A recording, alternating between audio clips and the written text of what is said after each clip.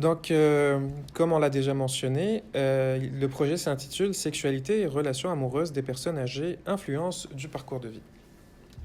Il va être structuré comme un mémoire de recherche, puisqu'il s'agit de mon mémoire de recherche, à savoir introduction, problématique, cadre théorique, méthodologie, résultats, discussion et conclusion.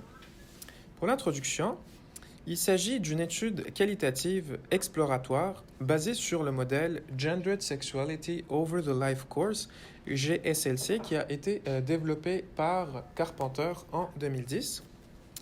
Notre projet vise à documenter l'impact du parcours de vie sur l'intimité. Il étudie aussi l'influence du parcours de vie sur les trajectoires de vie sexuelle et romantique chez les hommes et les femmes baby boomers, québécois hétérosexuels âgés de 65 ans et plus. Il est en fait issu d'un grand projet, c'est une exploitation d'un projet pilote sur l'évolution au fil du parcours de vie, du rapport au corps et de la vie intime d'hommes et de femmes âgées, qui est dirigé par notre directrice de recherche Isabelle Valac. Nos résultats contredisent les mythes de la sexualité à l'encontre des aînés. Le parcours de vie façonne le vécu et l'expression de la sexualité, des relations amoureuses et des agentivités, à savoir sexuelles et romantiques, dépendamment du genre. Les résultats donnent aussi des pistes de retombées éducatives et cliniques utiles à l'intervention en sexologie. Pour la problématique, voici quelques éléments qui ont motivé notre choix de recherche. En fait, le nombre d'aînés est en constant accroissement au Québec comme en Occident. Il y a aussi une persistance des mythes sexuels et romantiques à l'encontre de cette population. Il y a aussi une transformation de la sexualité et de la conjugalité à un âge avancé tel que relevé par la littérature, et que les événements vécus et le contexte socio-historique ainsi que l'appartenance générationnelle influencent la vie conjugale et la vie sexuelle antérieure. Les baby boomers ont connu la révolution sexuelle qui a radicalement transformé les valeurs sexuelles et conjugales, et il n'y avait pas assez d'études basées sur le parcours de vie, et sur l'intimité des aînés. Les connaissances des professionnels de la santé étant aussi limitées et inadéquates. Et il y a aussi notre intérêt à décrire le vécu de la sexualité et les relations amoureuses, ainsi que l'expression des agentivités romantiques et sexuelles tout au long de la vie. D'autres intérêts aussi nous motivent, tels que documenter comment les transitions de vie et les expériences romantiques sexuelles cumulées influencent ce vécu et cette expression, et le fait de prendre en considération l'influence du genre et du contexte socio-historique dans lequel évoluent les individus nous serait intéressant. Et finalement, promouvoir l'intervention auprès des aînés en matière de sexualité serait d'une importance. On se propose donc d'examiner le parcours de vie romantique et sexuel des femmes et des hommes âgés hétérosexuels de la génération des baby boomers qui vivent au Québec, dans le but d'analyser l'influence du parcours de vie sur leur vie sexuelle et intime à l'âge avancé. Pour l'état des connaissances, on va commencer par quelques données statistiques qui concernent plutôt les personnes âgées au Québec. La population étant vieillissante au Québec, comme l'a démontré Statistique Canada, il y a aussi 55% d'aînés qui étaient en couple en 2016, ce qui nous informe sur la dynamique conjugale de cette population. Et il y a aussi une importance de la religion dans la vie d'un grand nombre d'aînés. L'évolution socio-historique des normes sexuelles. Au début du XXe siècle, il y a eu une proscription religieuse qui opprime la sexualité et qui limite l'éducation sexuelle. Celle-ci se trouve souvent associée aux manuels religieux, le but ultime étant la procréation. On parle du but de la sexualité. Avec l'avènement de la révolution sexuelle et la révolution tranquille au Québec, il y a eu une émancipation des femmes, une tendance à se rapprocher de l'égalité de genre, une libération sexuelle et ainsi le but devient pas nécessairement lié à la procréation. On parle du but de la sexualité aussi. Il y a aussi une transformation de l'amour et des relations amoureuses, avec une sexualisation et une psychologisation du choix amoureux, notamment durant la postmodernité. L'engagement et l'exclusivité ainsi que la monogamie perdent leur importance, et de nouvelles catégories d'unions voient le jour, telles que les unions libres, la cohabitation et ce qu'on appelle le living apart together dans la littérature anglophone, ou on peut le traduire au vivre ensemble à part. Il y a aussi une évolution des normes selon les générations d'aînés. En fait, les pratiques et les valeurs sexuelles et romantiques ont évolué chez la population des baby-boomers avec un détachement religieux et un détachement par rapport aux interdits sociaux religieux déjà acquis durant la jeunesse. La fréquence de l'activité sexuelle augmente et la diversification aussi des pratiques augmente. Il y a une ouverture contemporaine de recherche de partenaires amoureux ou sexuels, notamment à travers les sites internet, un accroissement du taux de divorce à l'âge avancé. Ceci dit, il y a une persistance des mythes et des stéréotypes à l'encontre des aînés qui touchent leur sexualité, tels qu'une conception asexuelle ou perverse et dévalorisante de leur sexualité, une absence d'éducation sexuelle et une conception plutôt monogame des relations, ce qui impacte bien évidemment négativement la sexualité et les relations romantiques des personnes âgées, et cet impact va augmenter si les personnes âgées vont intérioriser ces mythes. Les mythes vont disparaître progressivement à travers les âges, ce qui nous renvoie au concept de sexy oldie développé par Gott en 2005, qui est associé au vieillissement réussi et qui réfère aux défiances des fonctions, notamment sexuelles, en déclin, avec un accès aux produits anti-âge et sexopharmaceutiques, ce qui donne un empowerment et de l'agentivité. De plus, la sexualité des aînés est de plus en plus présente dans les médias et la littérature, ainsi que le cinéma et le théâtre. Pour la conjugalité, chez les personnes âgées ou la population âgée, les données sur les relations amoureuses des aînés se trouvent quand même lacunaires en gérontologie selon notre propre recherche.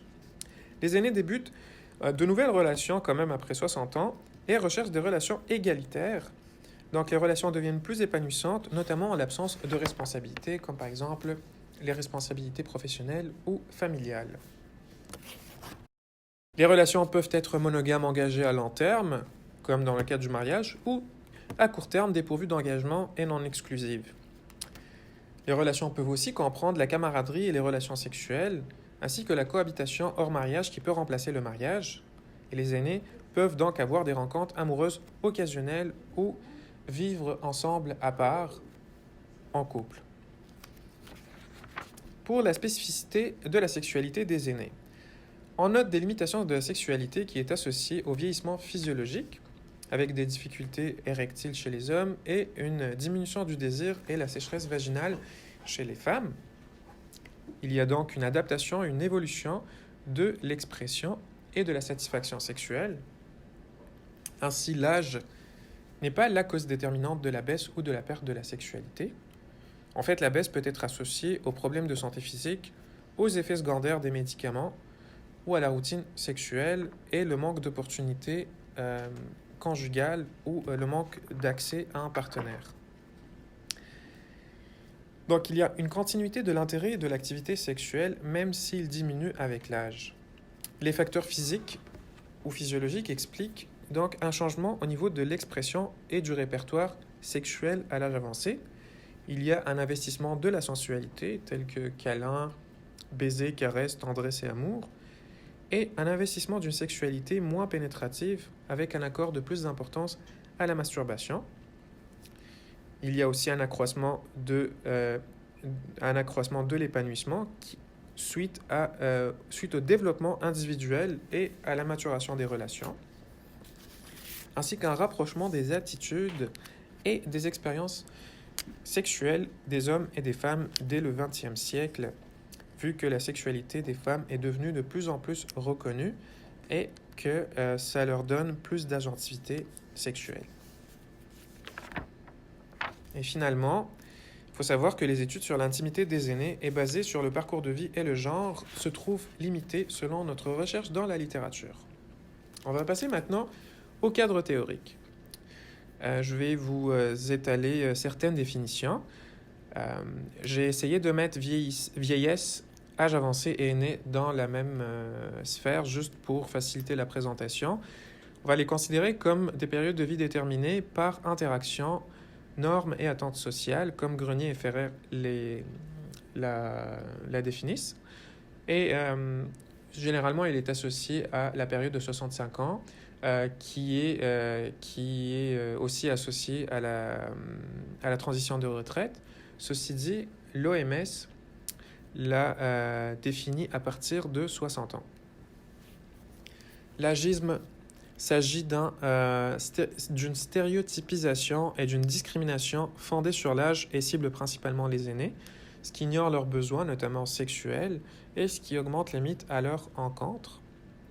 Pour la sexualité, il s'agit plutôt de comportements sexuels et d'activités sensuelles dans le but d'achever du plaisir ou de l'excitation par le biais d'un rapport génital ou autre, comme Hillman l'a défini. Pour la sensualité, c'est une combinaison de sensorialité et de sexualité, comme Anzieux l'a défini. Et pour les scripts sexuels, un concept qui a été développé par Simon et Gagnon en 1986, il s'agit de scénarios comportementaux préparant l'engagement à l'interaction sexuelle.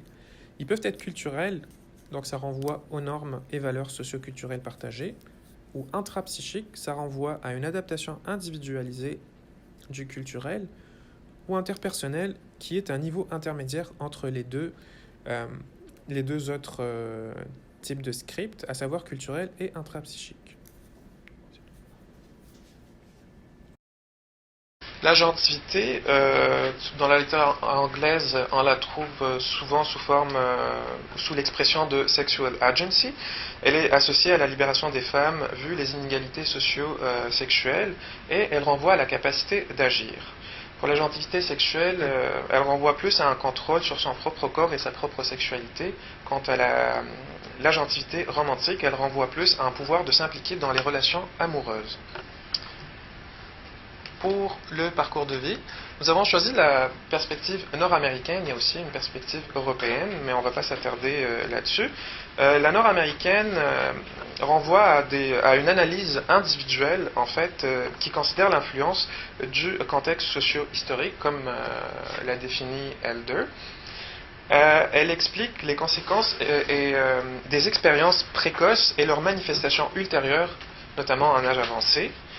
Et elle est composée elle renvoie à 6 concepts clés, tels que les trajectoires de vie, les transitions, les points tournants, les agentivités ou l'agentivité, les interactions sociales et le contexte socio-historique. Les trajectoires, c'est plus un cheminement social qui évolue au long de la vie dans plusieurs dimensions. Les transitions, c'est plutôt des étapes temporaires qui marquent un changement d'un statut ou des trajectoires. Le modèle Gendered Sexuality Over the Life Course, qui a été développé par Carpenter en 2010. Donc, il identifie et décrit les transitions et les points tournants sexuels et ou autres, et leur impact sur la trajectoire sexuelle à un âge ultérieur. Il y a 4 concepts clés, à savoir la perspective du parcours de vie, les relations entre le genre et la sexualité, l'approche des scripts sexuels et le contexte socio-historique. Ici, même si le contexte socio-historique fait partie du parcours de vie, Carpenter l'a isolé pour mettre l'emphase sur ce concept-là au niveau de ses analyses. L'objectif de notre étude étant en fait d'explorer les transformations des relations amoureuses et de la sexualité d'hommes et de femmes âgés hétérosexuels vivant au Québec sous l'effet du parcours de vie ou de leur parcours de vie, en intégrant bien évidemment les différences de genre. Donc on a 3 sous-objectifs. Documenter les relations amoureuses et conjugales et la sexualité à travers le parcours de vie. Examiner l'influence des trajectoires de vie à travers les expériences avantageuses ou non désavantageuses et du contexte sur les relations amoureuses, la sexualité et les agentivités. aussi étudier comment le genre façonne les trajectoires amoureuses et sexuelles et les agentivités amoureuses et sexuelles. Pour la méthodologie, comme on l'a déjà mentionné, il s'agit quand même d'une recherche qualitative exploratoire avec des analyses descriptives thématiques à raisonnement inductif. On s'est limité à 5 participants hétérosexuels âgés de 65 ans et plus, 2 femmes et 3 hommes. Notre projet est une exploitation du projet de recherche qualitatif dont on a parlé tantôt, dirigé par la professeure Isabelle Ballack. Dans le projet pilote, le grand projet, il y a eu 2 séries d'entrevues individuelles auprès de 10 participants, dans les 5 hétérosexuels que nous avons choisis dans notre étude. Il y a 3 sous-projets du projet pilote. Le premier, c'est un projet qui étudie la perception de l'apparence et la vie intime des femmes âgées hétérosexuelles et lesbiennes. Le deuxième, l'usage des médicaments favorisant l'érection et la vie intime d'hommes âgés hétérosexuels et gays. Et le troisième, le rapport au corps et la sexualité au fil du parcours de vie. Donc le recrutement aux 2 premiers projets, c'était principalement dans les organismes communautaires. C'est l'équipe de recherche du professeur Ballack qui l'a fait. Et le recrutement au 3e projet, c'était la sollicitation des participants qui ont déjà été dans le premier ou le second projet. Notre échantillonnage est un échantillonnage intentionnel. C'est un échantillon d'acteurs non probabilistes. Les caractéristiques sociodémographiques, comme vous pouvez le voir sur le tableau, l'âge varie de 65 à 70 ans. Tout le monde, toute la population est retraitée. On a 2 célibataires et 3 en couple, un dans une relation de vivre ensemble à part, une dans une relation de mariage depuis la jeunesse, et un autre participant qui est en relation de conjoint de fait.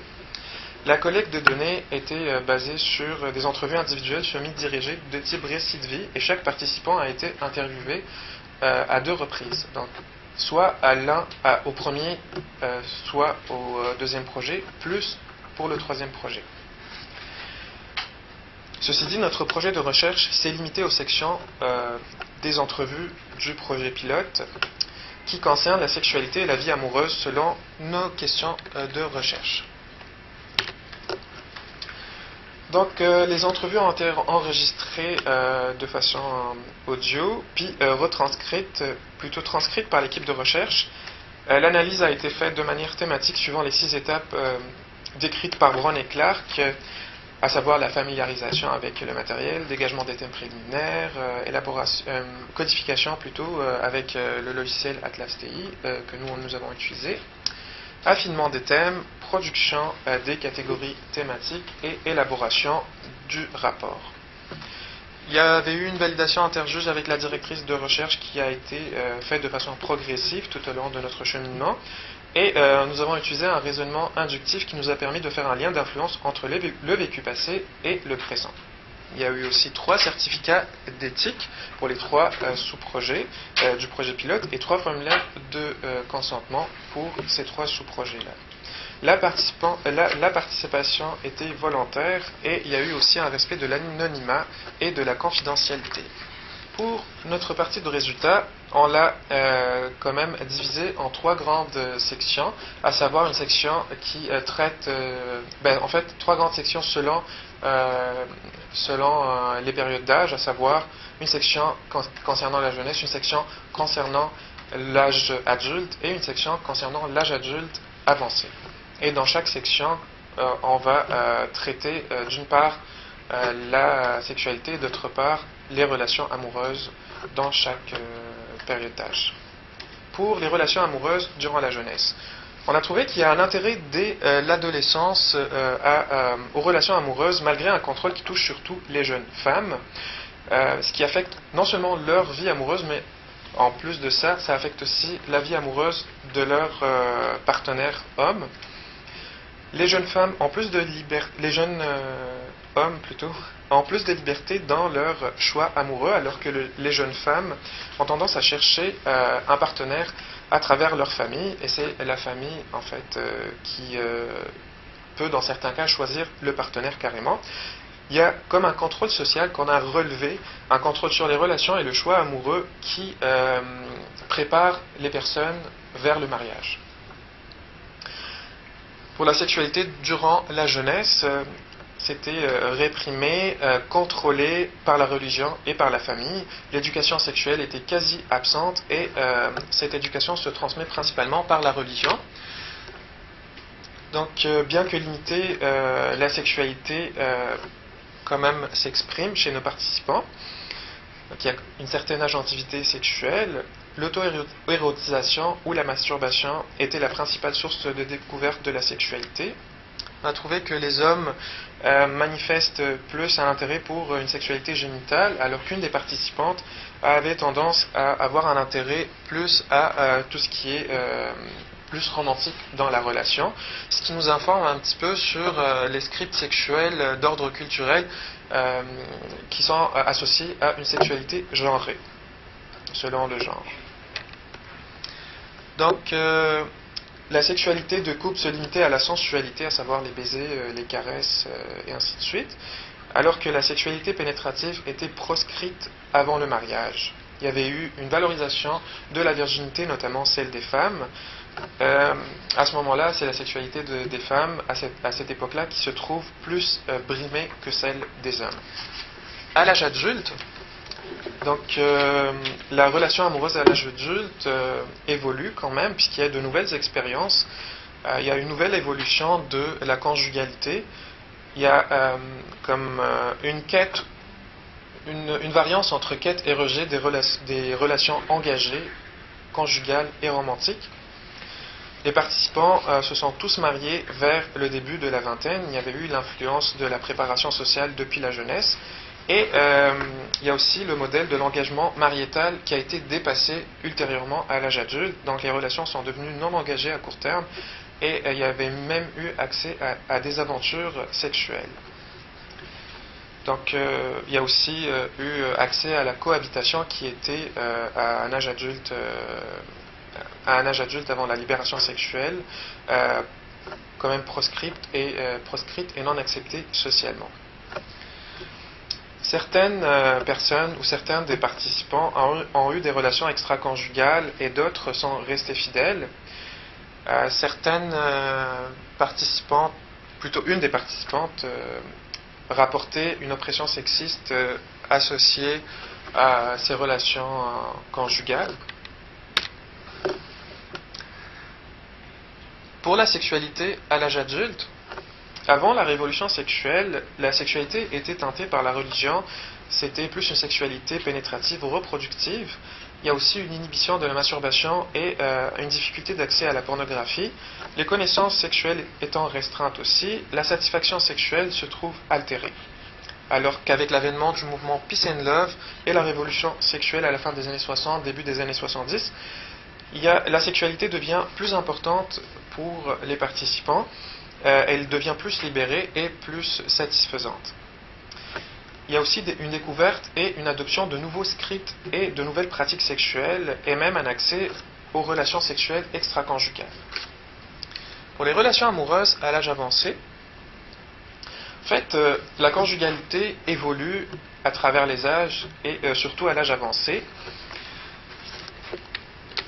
On trouve que l'engagement peut s'exprimer dans la relation stable depuis l'âge adulte. Les relations amoureuses peuvent continuer à être dénuées d'engagement. Il y a aussi de nouvelles modalités qui sont adoptées, telles que la cohabitation, le vivre ensemble à part, les relations non exclusives, la camaraderie et la complicité dans la relation. Il y a aussi une expression des exigences et des besoins relationnels et romantiques. Donc il y a plus de capacité décisionnelle de rupture, une imposition de la relation contractuelle qui est limitée dans le temps et ça nous informe sur une agentivité romantique. Pour la sexualité à l'âge avancé, L'intérêt et le désir sont toujours présents, mais l'activité pénétrative et la satisfaction pénétrative a tendance à diminuer avec l'âge. Cela pourrait être associé aux changements physiologiques tels que la sécheresse vaginale et les troubles érectiles, ou aux obstacles liés au partenaire tels que la maladie du partenaire, son désintérêt ou la routine sexuelle. Donc il y a une transformation des scripts face à ces limites. La sexualité devient moins pénétrative. Il y a plus d'investissement de la masturbation, de la sensualité et de l'érotisme. En effet, les expériences et les transitions passées influencent les scripts privilégiés chez les personnes âgées, c'est-à-dire que c'est des scripts qui ont été adoptés depuis un âge antérieur, mais qui sont devenus surinvestis à un âge avancé. Donc il y a aussi une continuité depuis l'âge adulte de certains scripts culturels et d'une sexualité libérée, à savoir comme les jeux et les ambiances sexuelles, les jouets sexuels et l'investissement de la pornographie, ce qui augmente l'excitation chez certains participants hommes. Mais il y a quand même une réticence de certains participants due à des expériences passées qui sont négatives face à ces expérimentations sexuelles ou ces pratiques sexuelles. Quant à la satisfaction, elle varie selon la pratique. Elle pourrait être enrichie grâce à la sensualité et la communication dans la relation, comme elle peut accroître quand on se limite à la masturbation. L'expression des besoins et des difficultés sexuelles nous informe aussi qu'il y a un rejet de certaines pratiques ou une recherche ailleurs d'un besoin qui n'existe pas dans la relation chez un autre partenaire, par exemple, ou chez une autre personne, ce qui renvoie vers une agentivité. Pour la discussion, on va commencer à voir l'influence du contexte et du parcours de vie sur les trajectoires amoureuses et sexuelles. L'influence du contexte et du parcours de vie sur la trajectoire amoureuse se fait tout au long de la vie.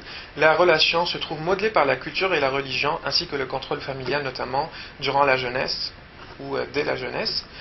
La révolution sexuelle vient faire une distance par rapport au modèle marital engagé à long terme, monogame aussi. Il y a un prolongement aussi de ces valeurs libérées qui sont acquises depuis la révolution sexuelle jusqu'à un âge avancé. On note un intérêt à être dans des relations plus flexibles, moins conventionnelles et multiples, et une remise en question même chez les participants des stéréotypes agistes tels que les relations de mariage, la monogamie ou même le divorce. Certains ont trouvé qu'au départ c'était quelque chose d'inadmissible d'accéder au divorce, mais ils ont pu à un certain moment remettre en question cette pratique, si on peut l'appeler pratique. L'influence du contexte maintenant et du parcours de vie sur la trajectoire sexuelle. Nous avons démontré que il y a une oppression de la sexualité chez la génération des jeunes baby boomers par leur contexte. Cette oppression a été renforcée par une éducation sexuelle qui était quasi absente et qui était associée à cette période. Donc il y a quand même une inhibition de la sexualité hors mariage et plutôt une limite de la sexualité à la procréation dans le cadre du mariage à un âge antérieur chez cette population. En fait, il faut savoir que le mariage pour ces participants forme un point tournant majeur dans leur trajectoire sexuelle parce que ça leur a permis un accès et une découverte de la sexualité pénétrative en couple, même si qu'au départ elle était plus ou moins altérée ou limitée vu la procréation, vu l'investissement de la procréation. Le contexte social avant la libération sexuelle encourageait l'inhibition et le contrôle sexuel, ce qui limite l'éducation, ce qui est aussi associé à la limitation de l'éducation sexuelle et la limitation au but reproductif. La libération sexuelle vient ajouter de nouveaux scripts et de nouvelles valeurs sexuelles jusqu'à l'âge avancé, avec une perte du but reproductif, une augmentation de l'expérimentation et de la satisfaction sexuelle. Et à l'âge avancé, le désir et les pratiques sexuelles continuent. Il n'y a pas d'intériorisation des mythes par nos participants. La limitation physiologique forme pour eux un point tournant qui façonne leur pratique, parce que ça vient non seulement continuer certaines pratiques, comme la masturbation, mais investir d'autres pratiques comme la sensualité ou diminuer d'autres pratiques comme la sexualité pénétrative. Donc, les scripts sexuels se trouvent ainsi en continuité et aussi en transformation à un âge avancé par rapport à un âge adulte antérieur. L'influence du parcours de vie individuel maintenant, ou biographique, sur la relation amoureuse et la sexualité à un âge avancé, on trouve que les expériences cumulatives avantageuses ou non, ou désavantageuses, et les transitions de vie passée façonnent les relations à l'âge avancé. Il y a tantôt une préférence de l'engagement à l'âge avancé qui est liée à des expériences romantiques passées, tantôt un évitement de l'engagement à l'âge avancé qui peut être lié au vécu passé et aux expériences romantiques désavantageuses. De même, le vécu des relations sexuelles et des préférences pour certains scripts sexuels en étant âgés, dépendent des expériences sexuelles et des transitions de vie passées, plus les limitations rencontrées à l'âge avancé. Donc, ceci nous informe que le cumul d'expériences passées, qu'elles soient avantageuses ou non, suite à l'adoption de nouveaux scripts et après la libération sexuelle, donc, donne accès à certains participants, par exemple, à des expériences sexuelles telles que l'accès à la pornographie, l'érotisme, les relations extra-conjugales, et augmente la satisfaction sexuelle. Ainsi, il y a une accumulation d'expériences avantageuses ou désavantageuses au long de la vie, suivant le contexte, qui façonne les croyances et les comportements sexuels et romantiques ultérieurs. Donc, il y a aussi un croisement continu entre les évolutions socio-historiques et les expériences personnelles biographiques pour montrer cette influence, et ce qui a été aussi confirmé dans la littérature étudiée. On va parler maintenant de la transformation de l'agentivité sous l'influence du parcours de vie. En fait, le vécu des oppressions sociales inhibitrices de la sexualité et des relations des relations amoureuses de nos participants les a amenés à déployer une agentivité romantique et sexuelle depuis le jeune âge et jusqu'à l'âge avancé. Le cumul d'expériences avantageuses ou non tout au long de la vie des participants ainsi que le vécu du changement socio-historique de libération sexuelle depuis l'âge adulte les a amenés à une reprise de pouvoir. En fait, il y a un intérêt qui est exprimé pour les relations romantiques à travers la recherche de partenaires, le fait de se mettre en couple ou de vivre sa sexualité depuis le jeune âge, ce qui nous informe sur un dépassement de l'oppression et du contexte contrôleur de la sexualité, surtout chez les participantes femmes. La libération sexuelle, grâce à la libération sexuelle plutôt, il y a une expression des besoins et des exigences romantiques et sexuelles, et une adoption des nouvelles formes de conjugalité libre et non conventionnelle. De plus, il y a accès au choix par exemple de la contraception, la normalisation sociale de la sexualité, notamment féminine, et sa légitimisation, et une adoption des relations sexuelles extra-conjugales. Il y a aussi une continuité et une évolution des acquis de la révolution sexuelle à l'âge avancé, tels que le choix de divorce, la quête de l'indépendance dans la relation, l'expression des désirs et des préférences ainsi que des besoins et des difficultés surtout sexuelles, et l'adaptation ou l'adoption plutôt de nouvelles expériences et pratiques sexuelles. Pour la relation entre les trajectoires du genre et celles sexuelles et romantiques, il faut noter que le contexte de jeunesse a privilégié les hommes par rapport aux femmes, vu les normes religieuses patriarcales et un contrôle plus exercé sur la femme, ainsi que la sacralisation ou la valorisation de la virginité féminine et le rejet de la sexualité libre chez les femmes. La libération vient émanciper les femmes, donne plus d'accès à la contraception et donne plus d'accès à la liberté, une liberté dans la sexualité. Et on a trouvé qu'à un âge avancé, les hommes ont une préférence plutôt dans des relations extra-conjugales et polygames. et que chez les femmes, l'accès au partenaire s'avère difficile. L'accès au partenaire conjugal ou sexuel, en fait, s'avère plus difficile pour elles, non seulement parce que le nombre de femmes âgées est plus important, mais en plus de ça, les femmes âgées vivent un certain sexisme de la part des hommes de leur âge qui préfèrent des femmes plus jeunes, ce qui freine entre autres leur sexualité. Les modalités sexuelles aussi romantiques se vivent ou tendent à se vivre de la même manière, ceci dit, chez les deux genres. Pas toutes les modalités, mais certaines modalités qu'on a relevées, à savoir l'évitement de la sexualité pénétrative à l'âge avancé, l'investissement de la sensualité, l'auto-érotisation et l'érotisme, et le fait aussi que les femmes âgées ont un plus de pouvoir de choix, de négociation et d'agentivité romantique, ce qui tend à l'égalité entre les deux genres en ce sens. Pour les retombées éducatives et cliniques sur l'intervention sexologique, en fait, il faut revoir la formation clinique des intervenants auprès des aînés afin de diminuer les conceptions stéréotypées négatives à l'égard de la sexualité et l'intimité des personnes âgées. Il faut aussi prendre en considération les besoins sexuels et romantiques, surtout spécifiques de cette population, comme par exemple leur besoin d'adapter la sexualité aux limitations, rompre avec le partenaire s'il y a un manque d'épanouissement, plutôt que favoriser la continuité de la relation. Aussi aborder ses besoins et orienter la personne vers une ressource spécialisée si nécessaire. Mieux explorer et comprendre les besoins de cette population en utilisant par exemple la théorie du parcours de vie, en l'adaptant et en l'appliquant aux interventions, ce qui donnerait un portrait plus détaillé des trajectoires sexuelles et romantiques, et ça va donner plus de pouvoir.